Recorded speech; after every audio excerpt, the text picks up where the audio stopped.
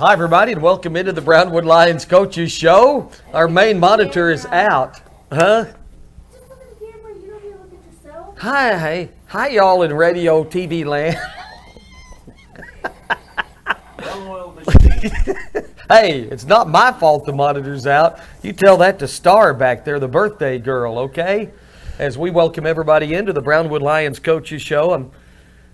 People listening to the radio have no idea what we're talking about. But we're here, Coach. How are you? I'm great. If I'd known the monitor was out, I wouldn't have got all dressed up.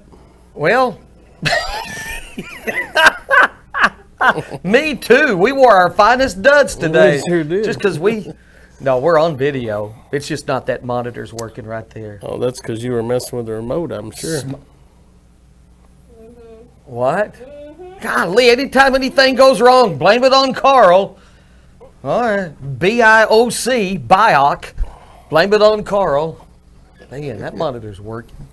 That monitor's out now. Well-oiled machine. Star, are we on? Yes. Okay, just checking before we proceed here. Well, Coach, you have a good weekend? I did have a good weekend. Yeah, not a whole lot athletic-wise because of the weather, so let's reflect on UIL realignment. I know we had the chance to visit. Hey, we got everything going. Thank you, Star. She's magic. We had you on the air with us on Thursday, and you've had time to reflect a little bit on Brownwood's new football district, so give us your thoughts. Well, number one, we're excited about just a new district, new opportunity to play new faces. Sort of did the same thing with our pre-district schedule. We have a couple of games that we've played in the past, but after 4 years, it's nice to get some new looks, new life, I think. Going back to Region 1, I think will benefit us when it comes to, demographics and the caliber of teams we're playing based on size. For the past 4 years, we've been in a pretty tough district and a pretty tough region. And for the most part, we've been outsized. But I think going west, we have an opportunity to match up better with the teams out there. Again, we'll be in with Andrews, Big Spring, San Angelo, Lakeview, and Lubbock Estacada. And I think Lubbock Estacada is sort of like the La Vega of the West, so size-wise and that kind of stuff. But we're excited about it. And, people are talking about the travel. And honestly, there'll only be one game a year that we travel a little farther. Right. But we played many times in Midland and in that area. So, we've been to Lubbock before and matched up and played teams when they played Canyon back in the day. So back in the old days, they played Dumas, and they met up in Lubbock or something. So for us, our schedule's set to where we'll kick off our district season with Big Spring at home. And then we will travel to San Angelo and play Lakeview, and then we'll come back. Trip. No, then we'll come back home and play Waco, La Vega. Lubbock Estacada, and then we'll travel the week 10 to Andrews and play them. And unfortunately, I think for us, I always like a bye during the middle of the season, but our bye will be week 11, which is the last date that you can play district play before you go to the playoffs. So it'll give us, and the other side, give you some time if you're banged up to recover before you hit the playoffs. So all in all, I thought it was a great district realignment for us. We got a pretty strong, I think, preseason schedule. When you look at it, Wiley's going to be a good football team. We'll play them week 1. Marble Falls is coming off a 4-round season. We'll travel to Marble Falls and play them. We'll also go to Burnett, which is a game we had last year, and play a good Burnett team. And then we'll play Glen Rose at home. Glen Rose is extremely junior heavy. They'll be a senior heavy team next year. They played in the second round against now I'm going to draw a blank, Pleasant Grove, and Pleasant Grove's a team that's been in the state championship several years in a row, and they got beat by them. Pleasant Grove had to come back to beat them, so they're going to be a strong football team. Then we'll play a good Waco Colony team, has a real good quarterback and a real good running back, so that'll be a good game for us. And then week 6, we picked up Stephenville.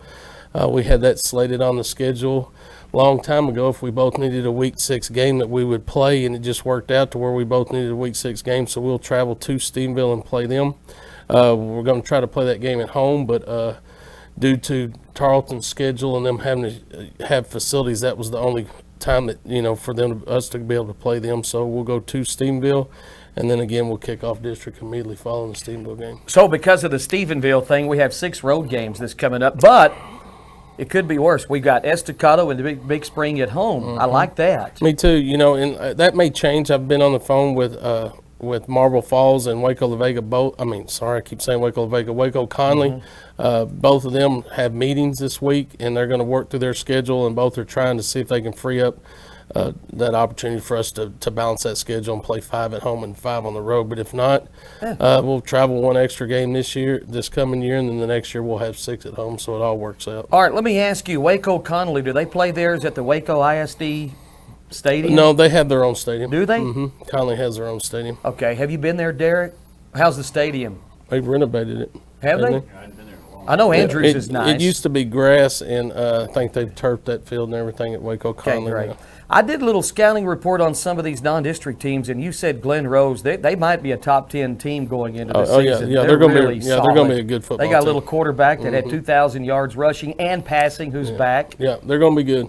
Yeah, Man, I felt Stephenville, that'd be a obviously. good. It's close. I feel that'd be a real good game for us, and they beat Springtown this year pretty good as juniors. So they got, like I said, they're going to have a strong senior class, but that's what we need to play. Burnett's going to be better. They had a younger team last year. Yeah, there's so- not a game on the schedule that you look at that you just think that you're just going to go over there and roll somebody up, which is, what we want. I think if we can work through that schedule and stay healthy, it's going to give us a great shot to be ready to face our district opponents. So I like the preseason schedule. All right, there it is, right there as of now. Brownwood Lions football schedule 2022. Can I hold it up for everybody to see?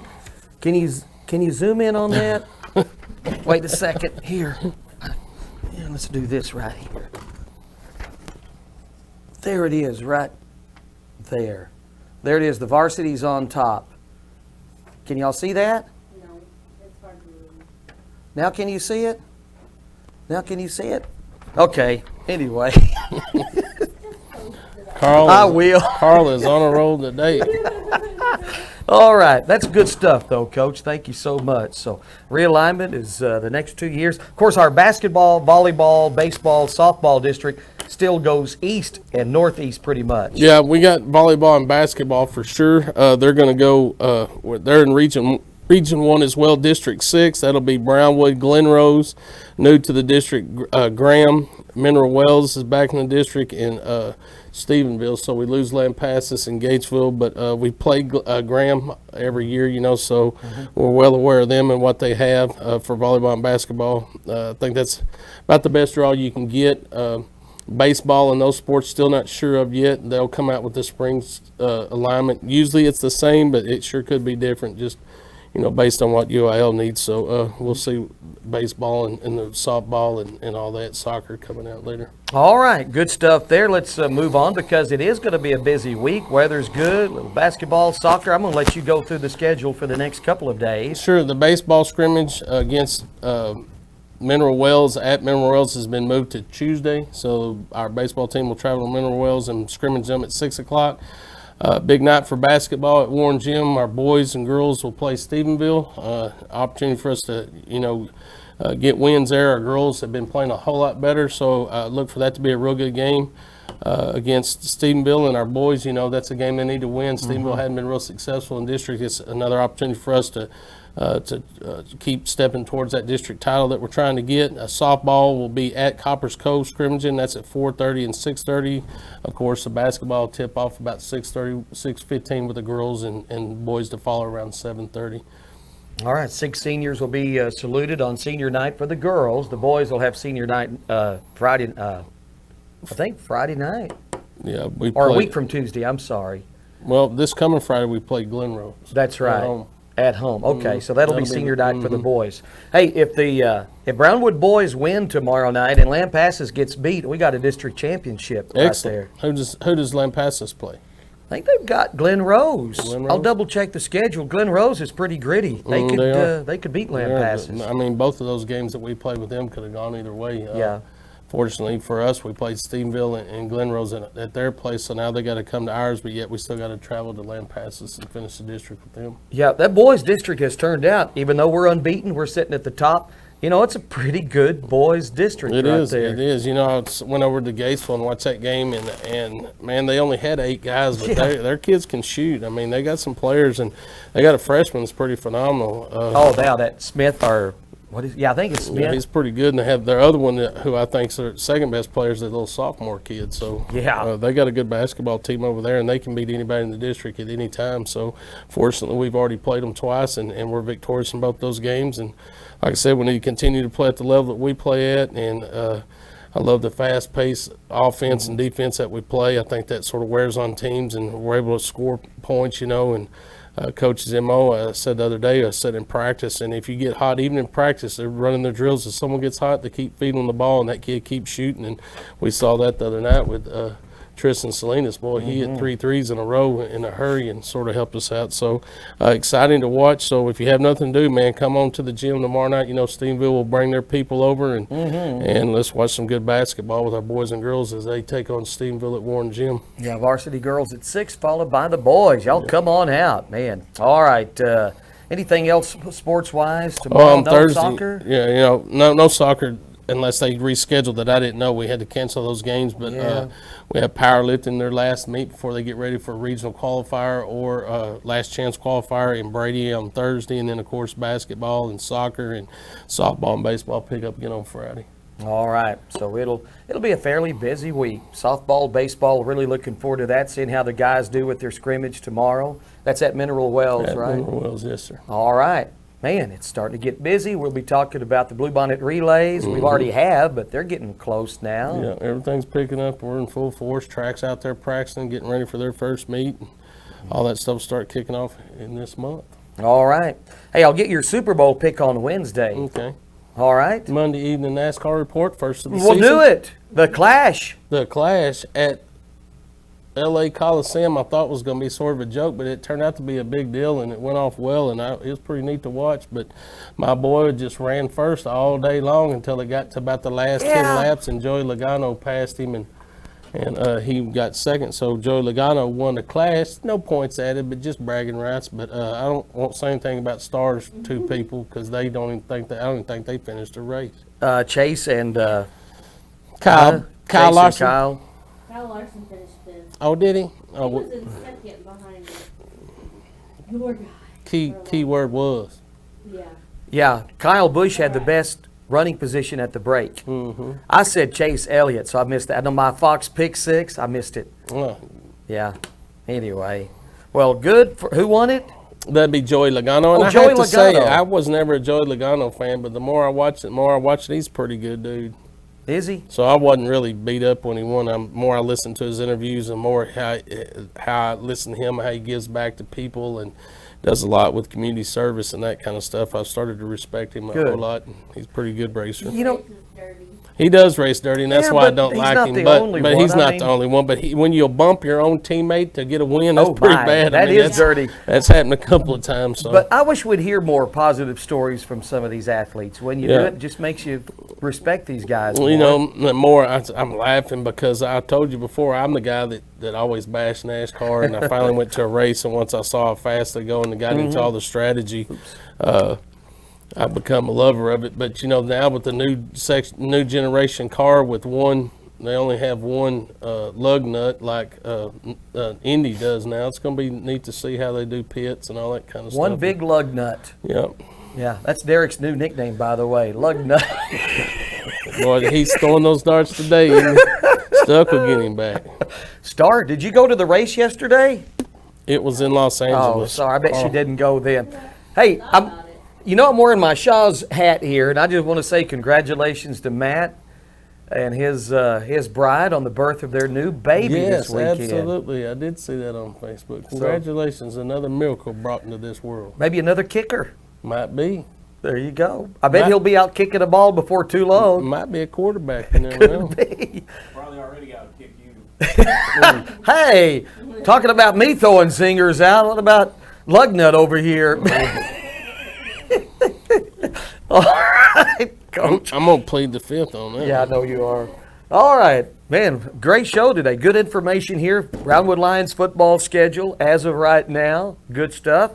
We have the two scrimmages against Decatur and Lampasas August 12th and 18th. Then we start the season here against Wiley. Abilene Wiley. Man, I love the schedule.